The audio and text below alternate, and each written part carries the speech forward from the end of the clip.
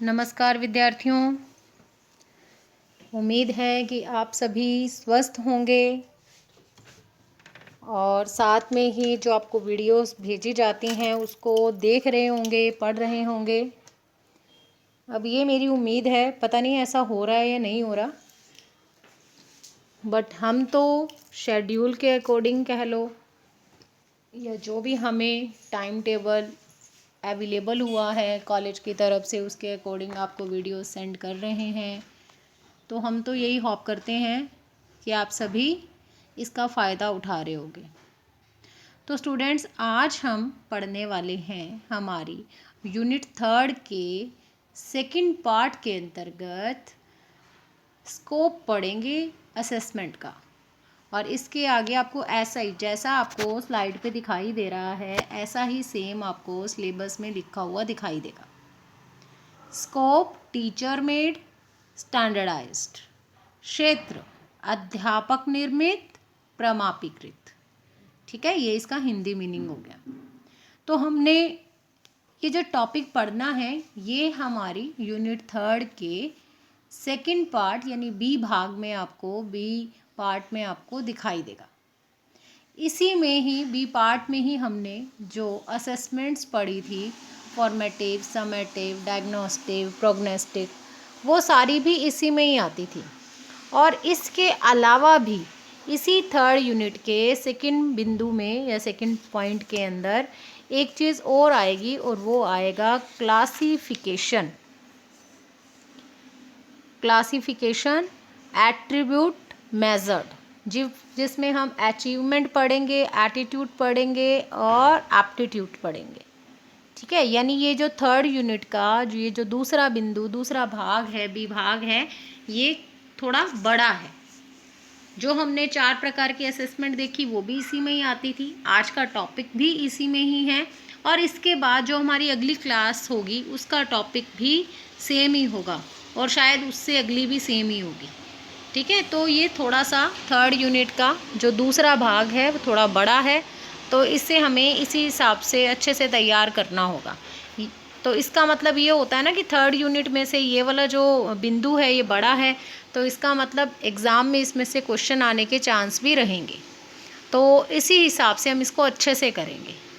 4 तरह की जो आपने असेसमेंट पढ़ी है स्टूडेंट्स, तो हर साल उसमें से क्वेश्चन आता ही आता है, चाहे पूर्व सूचक पे आ जाए, चाहे निदानात्मक पे आ जाए, चाहे आपके योगात्मक, सारात्मक या रचनात्मक मूल्यांकन पर आ जाए।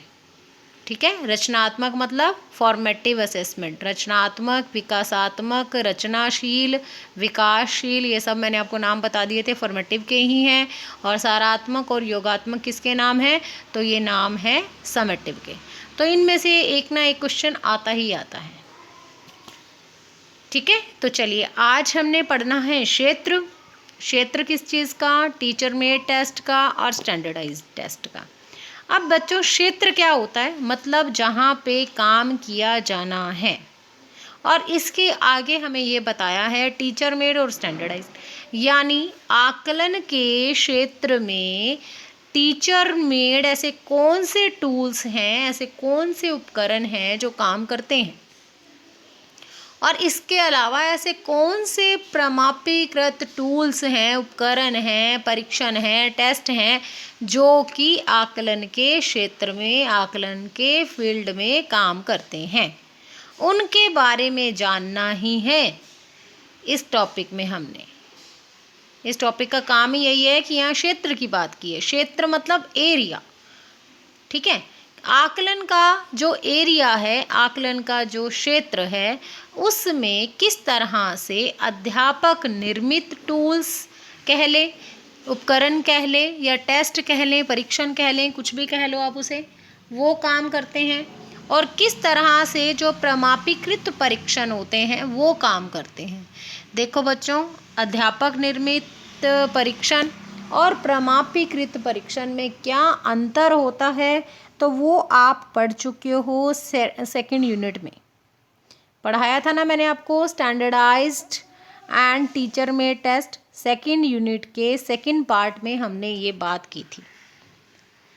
तो वहाँ पे हमने ये जान लिया था कि टीचर निर्मित टेस्ट और प्रमाणीकृत जो टेस्ट होते हैं उनमें क्या अंतर होता है, अच्छे से बात की थी हमने, पीपीटी के थ्रू उसको पढ़ा था। तो यहाँ पे भी वही बात हो रही है, स्कोप के अंदर भी वही वाले टेस्ट आएंगे। अध्यापक निर्मित भी हमें दे रखा है और प्रमाणीकृत भी दे रखा है, तो वापस से वही दोनों यहाँ आ जाएंगे। ठीक है, तो सबसे पहले इसके अंतर्गत हम पढ़ने वाले हैं टीचर मेड टेस्ट को। ठीक है, तो एक शिक्षक आकलन के क्षेत्र में कौन कौन से उपकरणों का या कहें कि कौन कौन से टूल्स का प्रयोग करता है, तो उसमें ये टूल्स आते हैं। निरीक्षण, रेटिंग स्केल, मौखिक परीक्षा और लिखित परीक्षा। ये 4 टूल्स, 4 परीक्षण, 4 टेस्ट हैं, 4 उपकरण हैं जिनका प्रयोग एक अध्यापक करता है आकलन के क्षेत्र में काम करने के लिए। और इसमें सबसे पहला जो है वो है निरीक्षण। तो देखिए, निरीक्षण करना क्या होता है, जैसे आप एग्ज़ाम्स देते हैं तो आपकी कक्षा में जो क्लास के अंदर, जिस कमरे के अंदर हमारी ड्यूटी लगती है, तो उसे कहा जाता है, हम लोगों को कहा जाता है निरीक्षणकर्ता, निरीक्षण करने वाला, मतलब इनविजिलेटर। तो निरीक्षणकर्ता का काम क्या है, निरीक्षण करना। निरीक्षण करना क्या हुआ, इसका मतलब कि आप लोग परीक्षा में लिख रहे हैं तो आप में से कोई भी नकल ना मारे, आपको कोई परीक्षा के दौरान असुविधा ना हो, इसके लिए हमारी वहाँ पे ड्यूटी लगाई जाती है। ठीक है, तो यहाँ पे एक शिक्षक एक निरीक्षणकर्ता के रूप में कैसे काम करेगा, इसे समझ लीजिए। निरीक्षण का मतलब क्या होता है, आप ऐसे कह सकते हो देख रेख करना, कि कुछ भी गलत ना हो, ये चीज़ देखना निरीक्षण करना कहलाता है। या अगर सिंपल से शब्दों में मैं कहूँ, निरीक्षण का मतलब देख करके किसी चीज़ का पता लगाना। ठीक है, देख करके किसी चीज़ का पता लगाना निरीक्षण कहलाता है। अब जो अध्यापक है वो इस विधि का प्रयोग सारा साल ही करता है। वो कोई भी आंकलन करे, कोई भी असेसमेंट करेगा, चाहे वो प्रोग्नोस्टिक करेगा, चाहे डायग्नोस्टिक करेगा, चाहे वो फॉर्मेटिव करेगा, चाहे सम्मेटिव करेगा, लेकिन उसको इसकी आवश्यकता पड़ेगी ही पड़ेगी, उसको निरीक्षण विधि का प्रयोग करना ही पड़ेगा। निरीक्षण विधि का प्रयोग मतलब निरीक्षण करना, मतलब देख करके कुछ पता लगाना।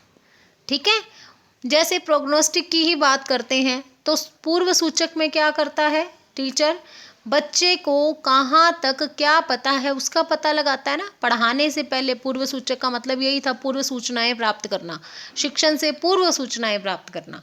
तो इसके लिए वो क्या करेगा, क्या बच्चों को निरीक्षित नहीं करेगा, क्या बच्चों को नहीं देखेगा, देखेगा, तभी तो उसको समझ में आएगा कि बच्चों को कितना आगे और आगे कितना सिखाना है।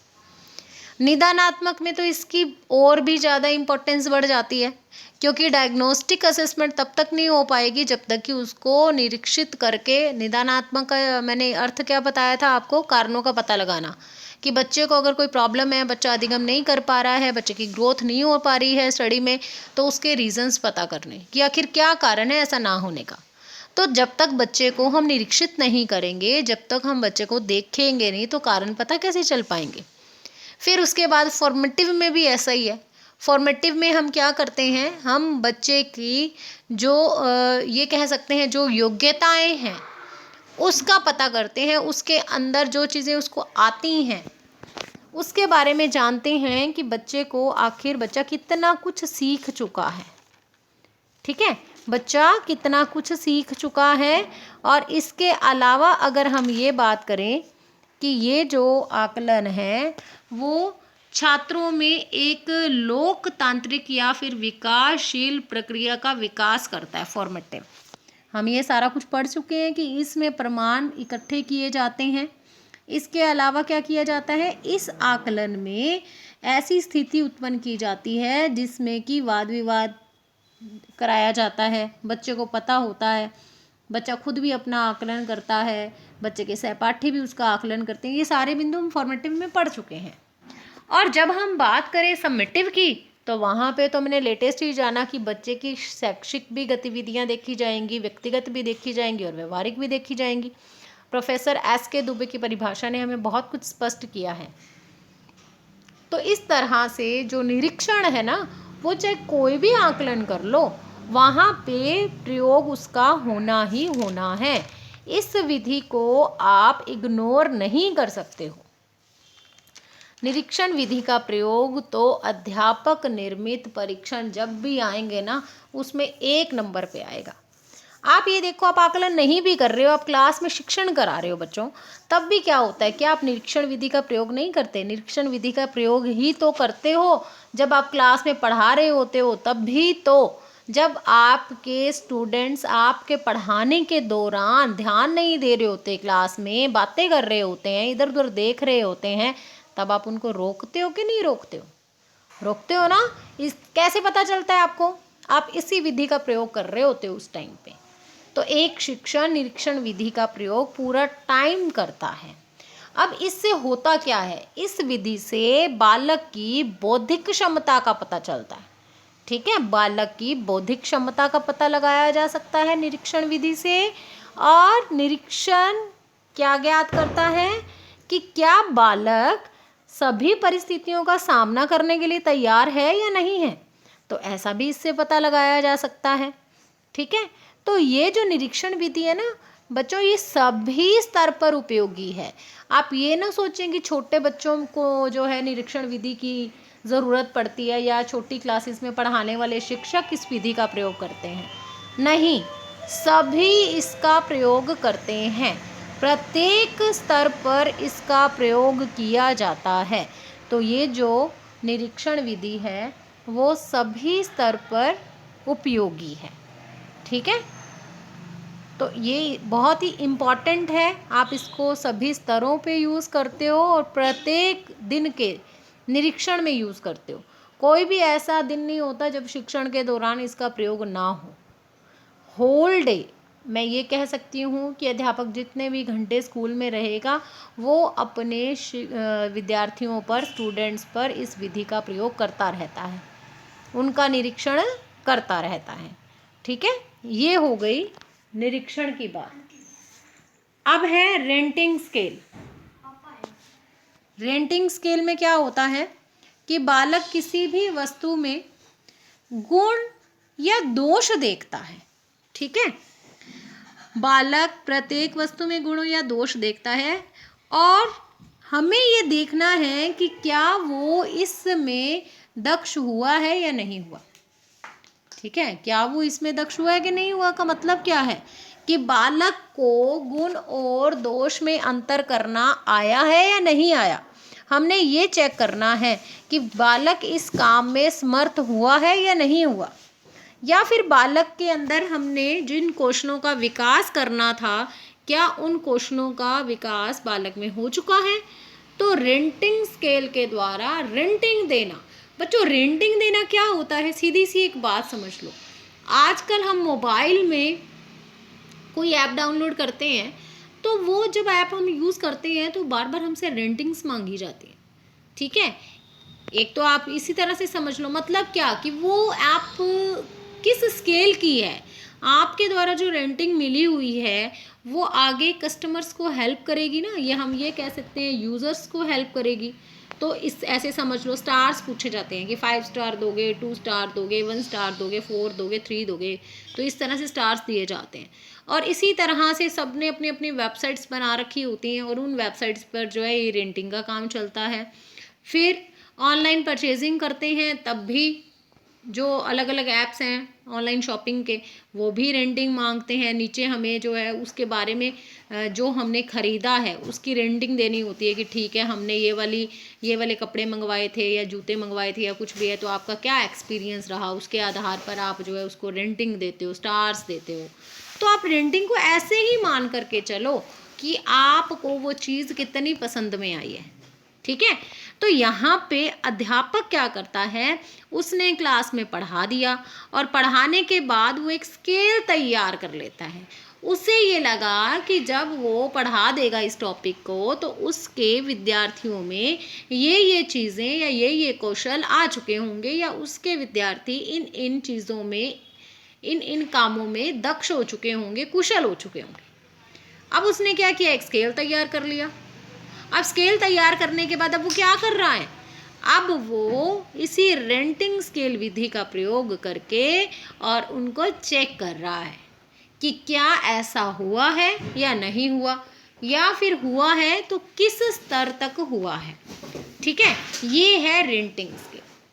अब इसके अलावा मौखिक परीक्षा और लिखित परीक्षा, मुझे नहीं लगता कि इसके बारे में मुझे आपको कुछ भी बताने की ज़रूरत है। मौखिक परीक्षा और लिखित परीक्षा जो है वो बहुत ही इजी है और हमने पढ़ा भी है, पर वैसे थोड़ी सी बात कर लेते हैं। मौखिक परीक्षा में क्या होता है, इसमें शिक्षक विषय सम्मत प्रश्न पूछ सकता है। ठीक है, विषय सम्मत का मतलब सब्जेक्ट से रिलेटेड क्वेश्चंस। तो इसमें क्या करता है अध्यापक, सब्जेक्ट से संबंधित जितने भी क्वेश्चंस होते हैं उन्हें पूछ सकता है। इसके अलावा कोई लाइन दे करके उसका स्पष्टीकरण भी करा सकता है। ठीक है, कि डिटेल बताओ, कोई वाक्य बोला और उसको बोला कि इसको समझाओ कि ये कैसे हुआ, इसका स्पष्टीकरण दो, इसको एक्सप्लेन करना जिसे कहते हैं, एक्सप्लेनेशन देना। ठीक है, फिर इसके अलावा क्या कर सकता है, इसके अलावा वो बच्चे को कोई परिस्थिति दे करके पूछ सकता है कि आप अगर ऐसी परिस्थिति में हैं तो बताइए उस टाइम पे आप क्या करेंगे। तो कुछ ऐसे जो हैं ऐसे तरीक़ों से ये मौखिक परीक्षा ली जा सकती है। और ये जो मौखिक परीक्षा है ना बच्चों, ये सबसे श्रेष्ठ विधि है मूल्यांकन की, सबसे श्रेष्ठ है।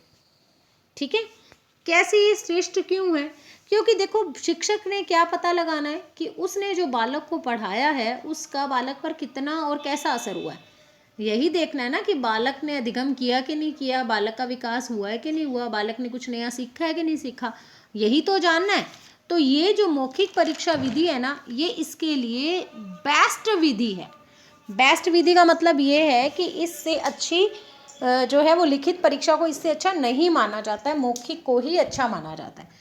आप इसको ऐसे भी समझ सकते हैं, क्योंकि एक चीज़ है, जब आप लिखित परीक्षा की बात करते हैं ना, तो लिखित परीक्षा का मतलब कि बच्चा केवल और केवल लिखने में ही अपना पूरा का पूरा टाइम या फोकस करता है, और इसके चलते हुए क्या होता है कि बालक रट्टा लगा के आता है और परीक्षा में लिख देता है।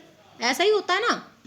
अब क्या है ना, तो उसमें एक्सप्रेशंस आ पाते हैं, यानी अभिव्यक्ति का विकास नहीं हो पाता, और इसके अलावा उसमें भाषा या फिर शब्द भंडार का विकास भी नहीं हो पाता। ठीक है, लेकिन जब हम बोलते हैं तो साथ साथ में क्या है, एक्सप्रेशंस देने होते हैं। तो इससे क्या होता है कि फ़ायदा मिलता है बच्चों को एक्सप्रेशंस देने में। अभिव्यक्ति उनकी बहुत अच्छी हो जाती है, मौखिक अभिव्यक्ति, क्योंकि हर जगह पे आपको भी पता है कि लिखित अभिव्यक्ति काम नहीं आती, जीवन में मौखिक अभिव्यक्ति ही ज़्यादातर काम में आती है, और इसके अलावा जो मौखिक भाषा है वही काम में आती है। तो ये जो मौखिक परीक्षा हम बच्चे की लेते हैं उसमें मौखिक अभिव्यक्ति और मौखिक भाषा दोनों का अच्छे से प्रयोग करना बच्चे को आ जाता है और बच्चा दक्ष हो जाता है। ठीक है, इसके बाद अगर मैं बात करूं लिखित परीक्षा की, तो लिखित परीक्षा में क्या होता है कि इसमें बालक की उच्च चिंतन शक्ति का पता चलता है। उच्च चिंतन शक्ति मतलब बच्चा कितना चिंतन कर सकता है, बच्चे की कल्पना शक्ति कैसी है, बच्चे की स्मरण शक्ति कैसी है। अब स्मरण शक्ति का पता चलेगा तभी तो हम देखेंगे ना बच्चा रट्टा कैसे लगा के आया। तो लिखित परीक्षा में बच्चे को रट्टे लगाने पड़ते हैं, उसकी स्मरण शक्ति का हमें पता चल जाता है। इसके अलावा क्या है, तो इससे हम दो तरीके से, इस लिखित परीक्षा को भी दो तरीके से ही हम आयोजित कर सकते हैं। कैसे, तो आपको पता ही है, हम वस्तुनिष्ठ परीक्षा भी करा सकते हैं और हम निबंधात्मक परीक्षा भी करा सकते हैं। तो वस्तुनिष्ठ परीक्षा हो सकती है, निबंधात्मक परीक्षा हो सकती है। तो इस तरह से ये जो लिखित परीक्षा है वो दो रूपों में प्रयोग की जा सकती है। तो बच्चों ये तो हमने पढ़ लिया अध्यापक निर्मित टेस्ट के बारे में। ठीक है, अब हम बात करते हैं प्रमापीकृत परीक्षण की। तो स्टूडेंट्स, यहाँ पे प्रमापीकृत परीक्षणों में जो मुख्य परीक्षण हैं वो आते हैं बुद्धि परीक्षण, रुचि परीक्षण, अभियोग्यता परीक्षण, निष्पत्ति परीक्षण, व्यक्तित्व परीक्षण, निदानात्मक परीक्षण। देखिए, वैसे तो हमें पता है कि अध्यापक निर्मित और स्टैंडर्डाइज टेस्ट में क्या फ़र्क होता है, लेकिन अगर फिर भी हम बात करें तो हमें ये चीज़ क्लियर हो जानी चाहिए हमारे माइंड में कि अध्यापक निर्मित जो टेस्ट होते हैं वो ज़्यादा टिपिकल नहीं होते हैं, उसको अध्यापक ही निर्मित करता है और अध्यापक ही उसका विश्लेषण संश्लेषण करके निष्कर्ष निकालता है, आकलन की प्रक्रिया तक उसको लेकर के जाता है। प्रमाणीकृत जो टेस्ट होते हैं वो बने हुए ही मिलते हैं, मैनुअल होता है उनका एक कि इनको अप्लाई किस तरह से करना है, और इसके बाद जो रिजल्ट्स आए उनका संश्लेषण विश्लेषण कैसे करना है और फिर अंतिम निष्कर्ष तक कैसे पहुंचना है, ये पूरा का पूरा प्लान होता है। ठीक है, शिक्षक निर्मित नहीं करता है बल्कि प्रमाणीकृत उसको उपलब्ध होते हैं जिनका एक तरीका होता है, जिनको अप्लाई करने का रिजल्ट निकालने का उनका एक तरीका होता है। ठीक है, अब जैसे हम बात करें सबसे पहले बुद्धि परीक्षण की, तो इसके अंतर्गत हमें पता ही है कि इंटेलिजेंसी के टेस्ट जो होते हैं वो सारे के सारे प्रमाणीकृत होते हैं। बुद्धि परीक्षण आपको भी पता है कि हम किसी बच्चे की बुद्धि लब्धि का पता लगा सकते हैं MA/CA/100, पता है ना आपको, आपने चाइल्डहुड वाले पेपर में बुद्धि टॉपिक पढ़ा है आपने, तो वहाँ पे आपको पढ़ाया गया होगा MA यानी mental as upon CA chronological age into 100। जब हम ऐसा करते हैं, हमें मानसिक आयु किसी की बच्चे की पता है, हमें शारीरिक आयु किसी बच्चे की पता है, और उसके बाद हम उसको 100 से मल्टीप्लाई कर देते हैं MA/CA/100, तो जो रिज़ल्ट आता है, ठीक है, जो रिज़ल्ट आता है उसके आधार पर जो अंक आते हैं उसके आधार पर हम ये डिसाइड करते हैं कि बच्चे की बुद्धि लब्धि कितनी है, ये पता चला। और उसके बाद हमारे पास जो एक प्रमाणीकृत परीक्षण के अंतर्गत एक टेबल बनी हुई है कि जिसके अंदर 90 से 110 वाले बच्चे को हम एक सामान्य बालक समझते हैं, तो अगर हमारा रिजल्ट 90 से 110 के बीच के अंक कोई आते हैं तो इसका मतलब ये है कि वो बालक सामान्य बुद्धि का है। अगर वहाँ पे आपको स्कोर रहता है 125-30 तो इसका मतलब बच्चा कैसा है, प्रतिभाशाली बच्चा है। अगर 140 आ जाता है या 140 से ऊपर आ जाता है तो हम उसको कहते हैं गॉड गिफ्टेड चाइल्ड, ऐसा ही होता है ना। तो वहाँ पे वो परीक्षण निर्मित नहीं किया जाता किसी शिक्षक के द्वारा, वो प्रमाणीकृत परीक्षण है। वो जो टेबल बनी हुई है वो भी जो MA/CA वाला जो हम सूत्र लगाते हैं वो भी पूरी तरह से प्रमाणीकृत है, उसको हमने नहीं बनाया है बल्कि उसको जो विषय के विशेषज्ञ हैं उनके द्वारा बनाया गया है। तो इस तरह से बुद्धि परीक्षण एक प्रकार का प्रमाणीकृत परीक्षण है। और इसमें फिर बुद्धि परीक्षण में भी आपने देखा होगा कैसे परीक्षण, तो इसमें 2 तरह के परीक्षण आपके सामने आते हैं, एक होता है व्यक्तिगत परीक्षण और एक होता है सामूहिक परीक्षण। व्यक्तिगत परीक्षण मतलब व्यक्ति विशेष पे किया जाने वाला, यानी एक बच्चे पे जिसको अप्लाई किया जाता है एक टाइम में। सामूहिक परीक्षण के अंदर मतलब समूह पर अप्लाई करना, ठीक है, ग्रुप पे अप्लाई करना या पूरी कक्षा पे अप्लाई करना, या कक्षा को 2-3 भागों में बांट के फिर एक एक ग्रुप पे उसको अप्लाई करना, तो वो होते हैं सामूहिक परीक्षण। अब व्यक्तिगत परीक्षण और सामूहिक परीक्षण जैसे मैंने बताया है, तो व्यक्तिगत के कुछ प्रकार हैं जो कि आपने नाम सुने होंगे, उम्मीद है साइको में। बिने स्टैनफोर्ड परीक्षण आता है इसमें एक, ठीक है, साइमन बिने का है बिने स्टैनफोर्ड परीक्षण। और इसके अलावा एक मिनेसोटा का पूर्व विद्यालय परीक्षण आता है, मिनेसोटा। इसी तरह से एक आता है वैस्टर वेलेव्यू परीक्षण। ये 2-3 जो मैंने नाम लिए हैं ये सारे के सारे व्यक्तिगत परीक्षण हैं, बिने स्टैनफोर्ड परीक्षण, मिनेसोटा पूर्व विद्यालय परीक्षण और वैस्टर वेलेव्यू परीक्षण। और इसी तरह से सामूहिक के अंतर्गत भी कुछ चीज़ें आती हैं। सामूहिक में आता है आर्मी अल्फा परीक्षण, आर्मी बीटा परीक्षण, आर्मी जनरल क्लासिफिकेशन परीक्षण। ये सारे के सारे कौन से हैं, तो ये सभी हैं सामूहिक परीक्षण, बुद्धि परीक्षण के अंतर्गत सामूहिक परीक्षण।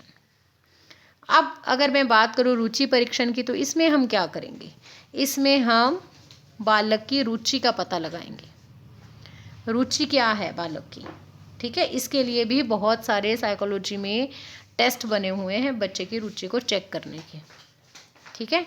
अब एक हमारे राइटर हैं बकिंघम का नाम सुना होगा आपने, तो बकिंघम क्या कहते हैं कि रुचि किसी अनुभव में लिप्त हो जाने तथा उसे चालू रखने की प्रकृति है। कि रुचि क्या चीज़ होती है? किसी अनुभव में लिप्त हो जाने, खो जाने, यानी कि कोई काम करने लगते हैं जिसमें हमें इंटरेस्ट होता है तो हम खो जाते हैं ना उसमें। तो किसी अनुभव में लिप्त हो जाने तथा उसे चालू रखने की प्रवृत्ति है। चालू रखने की प्रवृत्ति जिसमें हमें आनंद आ रहा होता है, हमारा इंटरेस्ट होता है, वो काम हम चालू ही रखते हैं, उसको बंद नहीं करते ना। तो ऐसा नेचर होता है रुचि का। ठीक है। और इसके अलावा है अभियोग्यता परीक्षण। अभियोग्यता, देखिए एक योग्यता होती है, एक अभियोग्यता होती है। अभियोग्यता मतलब किसी विशेष क्षेत्र में हमारी अभियोग्यता होती है। ठीक है। जैसे आप इसको ऐसे समझ लो कि जैसे मुझे कुकिंग करना अच्छा लगता है, लेकिन कुकिंग में भी मुझे क्या बनाना अच्छा लगता है? मुझे केक बनाने अच्छे लगते हैं, या मुझे मान लीजिए इडली बनानी अच्छी लगती है, डोसा बनाना अच्छा लगता है, मुझे मिठाइयाँ बनाना अच्छा लगता है। ठीक है। या फिर मैं इसको ऐसे भी क्लासिफिकेशन इसका ऐसे भी कर सकती हूँ कि मुझे गुजराती खाना बनाना अच्छा लगता है, मुझे मराठी खाना अच्छा बनाना अच्छा लगता है, पंजाबी अच्छा लगता है, मारवाड़ी अच्छा लगता है, कैसा अच्छा लगता है। ठीक है। एक तो मैंने यही लाइन कह दी कि मुझे कुकिंग अच्छी लगती है, या मैं कुकिंग करने में पूरी तरह से योग्य हूँ। और इसके अंदर भी आप ये देखिए ना कि मैं कौन से प्रकार का खाना बनाती हूँ, तो ये मेरी अभियोग्यता होगी। या हम शैक्षिक क्षेत्र में आ जाते हैं, वो तो मैंने घरेलू बात कर दी आपसे, क्योंकि मुझे ये लगा कि स्टार्टिंग में अपने बिल्कुल ज़ीरो से स्टार्ट करते हैं। तो अगर हम बात करें शैक्षिक क्षेत्र की, तो अब सभी लोग एक जैसी ही दक्षता रखते हैं। सभी लोग एमए करते हैं, ये मान लीजिए सभी लोग एमए करते हैं, लेकिन अब कहलाते तो सारे के सारे पोस्ट ग्रेजुएट हैं, लेकिन फिर सबका अलग अलग सब्जेक्ट है ना एक। इसी तरह से एमएससी, बहुत सारे फील्ड के अंदर जो भी पोस्ट ग्रेजुएशन है उसको एमएससी बोलते हैं, लेकिन फिर आगे सब्जेक्ट तो अलग अलग है ना, तो अभी योग्यता उनकी अलग अलग है। इसी तरह से हम सभी लेक्चरर्स हैं, हम सभी ने एमएड की हुई है, लेकिन एमएड के अंदर भी अलग अलग सब्जेक्ट्स के लेक्चरर हैं ना हम। तो अभी योग्यता परीक्षण क्या करता है? बच्चे के अंदर जो योग्यता तो सब में दिखाई दे रही है, लेकिन क्या विशेष योग्यता है उसे ही कहते हैं अभियोग्यता, उसका पता लगाता है। तो अभियोग्यता परीक्षण इस तरह से काम करता है। इसके अलावा है निष्पत्ति परीक्षण। देखिए निष्पत्ति परीक्षण क्या होता है? किसी चीज़ की निष्पत्ति होना, मतलब जो काम हम करने लगे थे वो किस हद तक हुआ है। ठीक है। उसकी प्राप्ति करना, उसकी प्राप्ति किस हद तक हुई है, उसके बारे में जो पता लगाना होता है वो होता है निष्पत्ति परीक्षण। कि हम शिक्षण करा रहे हैं, हमारे स्टूडेंट में हमारे शिक्षण से उसको क्या फ़ायदा मिला है, क्या लाभ मिला है, क्या बदलाव आया है, उसमें क्या परिवर्तन आया है, वो सारी चीज़ें चेक करना होता है निष्पत्ति परीक्षण। इसके अलावा व्यक्तित्व परीक्षण, पर्सनालिटी टेस्ट को तो आप अच्छे से जानते हो। पर्सनालिटी टेस्ट भी प्रमाणीकृत परीक्षण में आपने जो है इसका नाम पढ़ा होगा, और आपका टॉपिक भी था, ये पर्सनालिटी भी टॉपिक था। तो पर्सनालिटी टॉपिक के अंतर्गत आपने देखा था पर्सनालिटी, प्रत्येक मनोवैज्ञानिक ने अलग अलग प्रकार की पर्सनालिटी बताई है। कोई उसके 2 रूप करता है, कोई उसके 11-12 प्रकार भी करता है, और एक दो मनोवैज्ञानिक ऐसे हैं जिन्होंने बहुत सारे उसके जो कारक बताए हैं कि ये कारकों से प्रभावित होती है हमारी पर्सनालिटी। जो ज़्यादा फेमस है उसमें जुंग का नाम आता है, जिन्होंने 3 प्रकार की व्यक्तित्व को बताया, 3 प्रकार की पर्सनालिटी को बताया है, अंतर्मुखी, बहिर्मुखी और उभयमुखी। और उसमें से भी एक उभयमुखी को ज़्यादातर उड़ाई दिया जाता है, अंतर्मुखी और बहिर्मुखी को ही रखा जाता है। तो आप इसको विस्तार से पढ़ चुके हो। तो ये परीक्षण भी कैसा परीक्षण है? ये अध्यापक द्वारा निर्मित नहीं होता ये परीक्षण। ये परीक्षण भी प्रमाणीकृत परीक्षण में ही आता है। इसके बाद निदानात्मक परीक्षण। तो निदानात्मक परीक्षण तो आपको अच्छे से समझ में आ ही गया होगा। डायग्नोस्टिक असेसमेंट हमने करी है, तो डायग्नोस्टिक असेसमेंट में हमने क्या देखा? निदान का मतलब क्या है? कारणों का पता लगाना। ठीक है। तो ये परीक्षण मतलब बच्चे को जो प्रॉब्लम आ रही है अधिगम में, वो क्यों आ रही है, इसका पता लगाने के लिए इन परीक्षणों का प्रयोग किया जाता है। और ये भी कैसे होते हैं? ये प्रमाणीकृत ही होते हैं, अध्यापक इनको निर्मित नहीं करता है, बल्कि उसे उपलब्ध होते हैं, विषय विशेषज्ञों द्वारा बनाए जाते हैं ये। ठीक है। तो इस तरह से ये हो गए हैं प्रमाणीकृत परीक्षण। तो हमने दोनों चीज़ें देख ली। क्षेत्र के अंतर्गत हमने देखना था, इसमें स्कोप के अंतर्गत टीचर मेड और स्टैंडर्डाइज। तो पहले हमने टीचर मेड देख लिया है यहाँ पे, जिसके अंतर्गत 4 प्रकार के परीक्षण आ गए, निरीक्षण, रेटिंग स्केल, मौखिक परीक्षा और लिखित परीक्षा, और प्रमाणीकृत में फिर ये 6 टाइप, बुद्धि परीक्षण, रुचि परीक्षण, निष्पत्ति परीक्षण, अभियोग्यता परीक्षण, व्यक्तित्व परीक्षण और निदानात्मक परीक्षण। तो स्टूडेंट ये टॉपिक जो हमारा क्षेत्र से रिलेटेड है वो कंप्लीट हो गया। अब हम मिलेंगे, अब हमारी बात होगी अगली कक्षा में। हमारी बात तो क्या होती है, मैं ही बोलती हूँ, आप लोग तो चुप ही हो, बाद में वीडियो देखते हो। तो अब अगली कक्षा में भी हम 3rd यूनिट का ही जो हमारा अभी एक और पार्ट है जिसके बारे में मैंने अभी आपको बताया था, एटीट्यूड, अचीवमेंट, और इसके अलावा एप्टीट्यूड के बारे में पढ़ना है। तो वो आपको मैटर मिलेगा अगली कक्षा में, अगली वीडियो में। ठीक है, तो आप खुश रहिए, घर पे पढ़ते रहिए, अपना ध्यान रखिए। जय हिंद।